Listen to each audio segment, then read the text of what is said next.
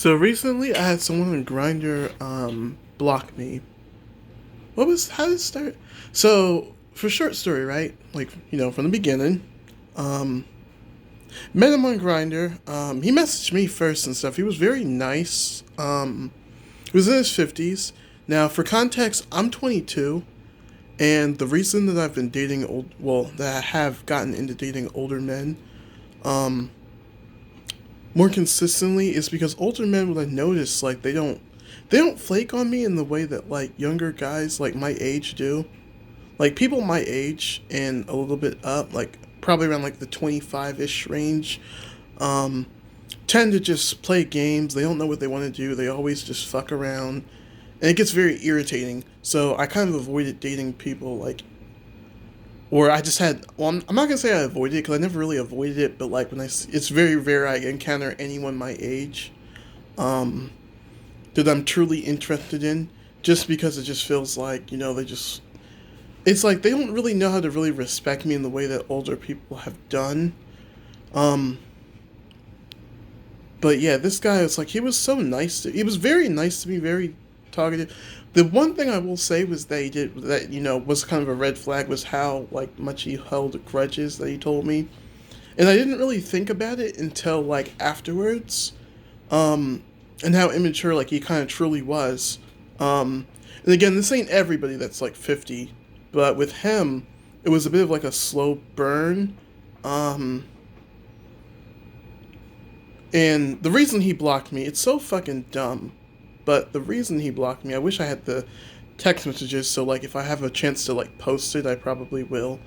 But basically, it was like this day I was like in school or whatever, and I was asking if we could like hang out for a bit or whatever, and then he was like, sure. Well, actually, no. What he said was he's like, I can't right now.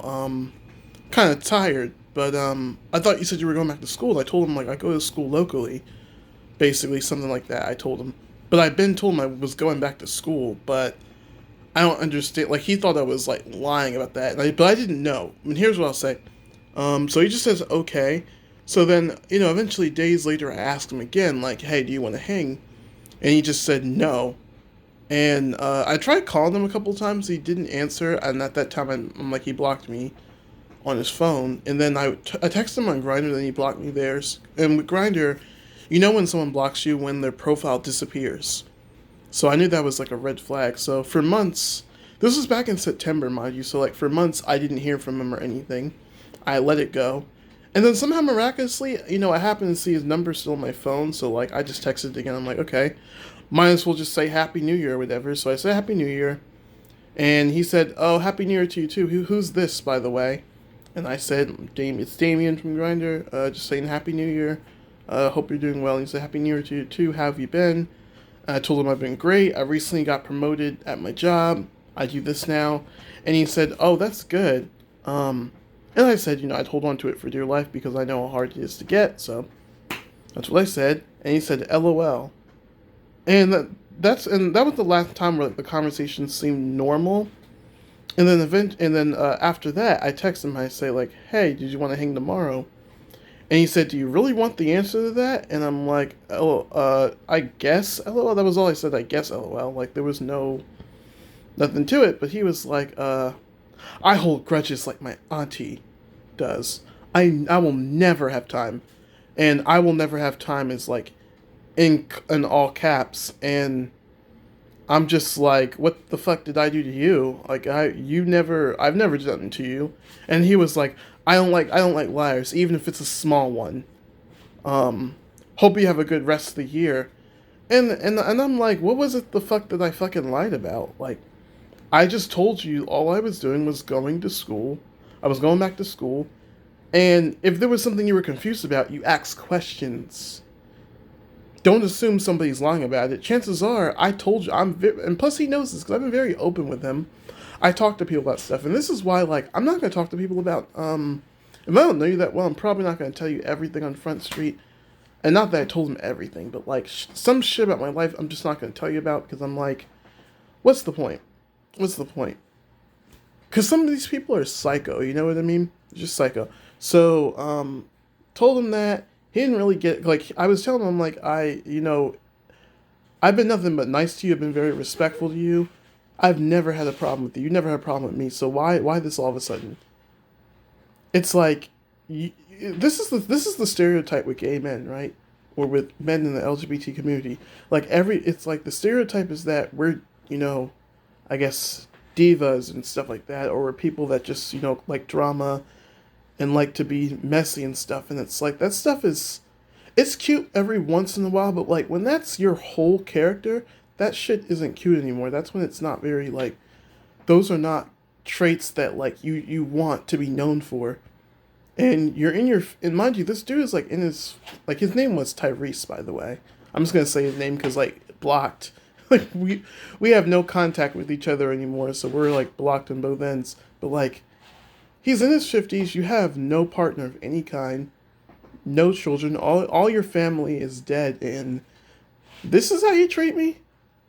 Because let's really be honest, when it comes to like older men getting people, I'm a rarity. So if you think you're gonna find some suburban esque guy like me, who's been raised in the city, you're sorely mistaken because you're not gonna find it. You're not gonna find it. I realize myself, even with the way I dress, I'm a rarity. I'm rare. If any man or woman's gonna have me, they're gonna realize how quickly they regret it. I'm sure of. I might not know how much they regret it, but they're gonna regret it. But yeah, he just was like, I'm done with you after this or whatever. But it's like you could have. It's like I don't know why you didn't just tell me that from the jump. But even still, like even with him telling me that, like that's immature. Like who does that? Like you're like that guy's a psychopath. I should have known, but you know, again, this is the thing with Grindr. Like it's always these like weirdos on there. Like you never know who's on there. Um, I'm not scared of anybody like that on there. I go to people's I do that shit. I go to their house. I'm not scared. I have everything you could think of in my bag. Like if you attack me, it's over. But it's just the thing of it being like, why does anyone young have to go through this? Like, this is why people don't like dating apps, because dating apps have a poor reputation for like, you know, putting like insecurities, pushing people's insecurities on themselves. Like, oh, if your dick is not big enough, or like if you're I don't know, if you're like too big or something, or if like you're this, you're that, it's like you're blocked. And that shit is so annoying. It's like, why can't I just, you know, date somebody and stick with them for a while? Why does it always have to be like, you know, oh, I fear I might get blocked? I shouldn't have to feel like that, you know what I mean? And the simple answer, I should just go like, you know, in real life and find somebody. But here's the thing with being an LGBT man that people don't really think about. People are always like, oh, just go in real life. See, straight men, they can go to a girl and get a girl and like, you know, look for a girl easier. I'm not saying that, you know, it's always going to be perfect or whatever, like, you know, they're always going to get a girl, but they have a higher chance than me. I have to fucking scan people. I have to scan to see if people like me or not. I have to scan. Or I have to scan if people are like a member. Because here's the thing, if I'm dating a girl, I prefer to date a girl that is LGBT. Or push come to shove, I honestly would date a girl if she did OnlyFans. Because I feel like those girls understand, or a lot of them that I've known, to some degree understand that like they know what it's like to kind of be pushed in this box of like being a certain way and being bullied more than maybe straight girls would. To some degree, just because like, you know, them being LGBT, men assume like, oh, let's have a threesome, or you know, oh, but you're actually a straight girl, but you're trying like, you know, I feel like they would understand that more. Plus, girls, they understand, you know, if a guy is bisexual, that just means he still likes, you know, girls. It doesn't mean he's gay or whatever. It's like, that's the thing, right? So, where was I getting at with that?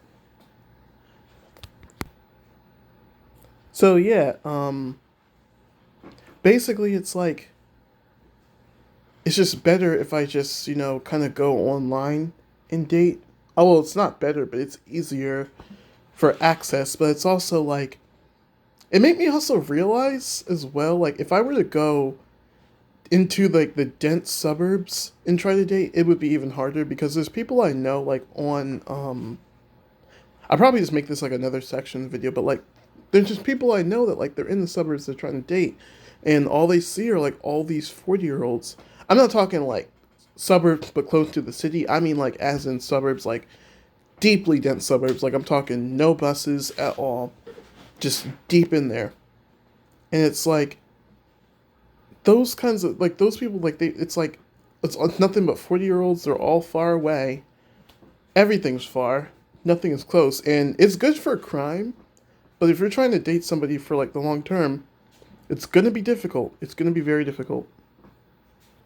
So that being said, it's like if I ever do like move out or anything, I probably would go to like maybe the suburbs. But if it's like close to the city, I don't know. But yeah, it's just such it's so fucking hard in these dating apps, like all around. So yeah, that was the end of the thing with that guy. Like it just sucks. It just makes me not trust the like. This is the reason why I fucking hate the internet, because there's always some bullshit. Like notice with real life, I don't really have these issues with people the way I do online.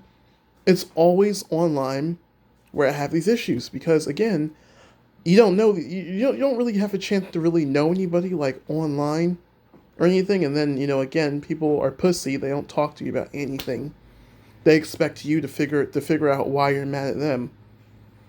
And it makes no sense. It's like, open your fucking mouth for 2 seconds. If you would have actually communicated to me how you felt, I would have told you, no, that's not how it is.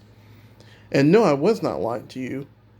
It's not untrue. All my friends know I'm in school, so it's not something untrue. But yeah, I had to let that nigga go. And it sucked, because he was very fun to talk to. I feel like most people don't like talking to me just because they're like, people are nonchalant. Which is also, I guess, the reason why I don't really connect with people my age, because most people my age are like, oh, I just want to go to work and go home and that's it. But this is a lot about your character, though. Well, I'll get another video with that. But point is, it didn't work out. But this is the real truth of why it didn't work out. So yeah, Tyrese, if you're seeing this, fuck you, fuck off. You're a psychopath. You're gonna alone. So, yeah, that's the end of that.